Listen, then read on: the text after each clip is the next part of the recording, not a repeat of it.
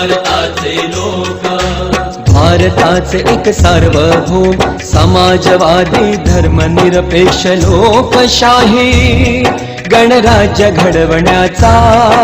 व त्याच्या सर्व नागरिकास सामाजिक, आर्थिक व राजनैतिक न्याय, विचार, अभिव्यक्ती, विश्वास, श्रद्धा व उपासना यांचे स्वातंत्र्य, दर्जाची व संधीची समानता निश्चितपणे प्राप्त करून देण्याचा आणि त्या सर्वांमध्ये व्यक्तीची प्रतिष्ठा व राष्ट्राची एकता